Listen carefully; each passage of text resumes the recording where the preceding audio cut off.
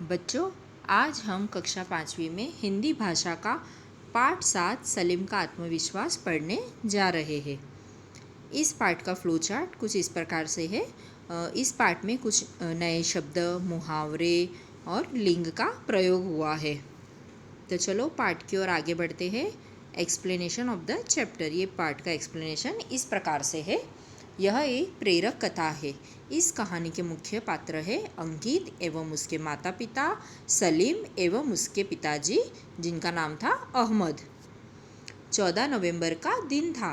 सभी बच्चे हर्ष उल्लास से बाल दिवस मना रहे थे। तभी पूरी छुट्टी की घंटी बजी और सब बच्चे अपने अपने घर जाने लगे। अंकित को लेने उसके ड्राइवर अंकल अहमद गाड़ी लेकर आए थे। साथ में उनका बेटा सलीम भी था।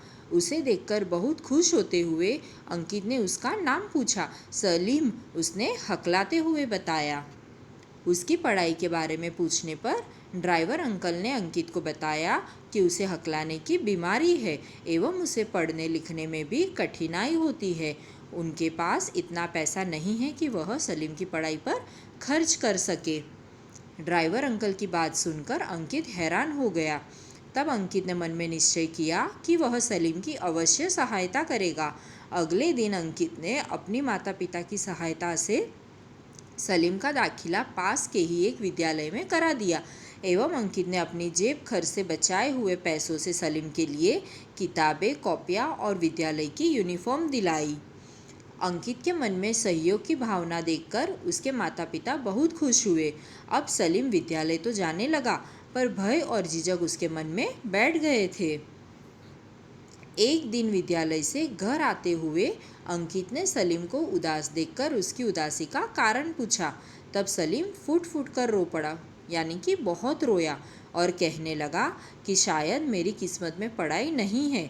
मैं बहुत कोशिश करता हूँ पर सब बेकार। इस पर अंकित ने उससे सांत्वना देते हुए कहा कि वह उसकी सहायता करेगा। एक दिन अंकित ने सलीम को धीरे धीरे गुनगुनाते हुए सुना। उसे सलीम की आवाज़ बहुत ही मधुर लगी और गाते समय उसकी आवाज़ भी कम अटक रही थी।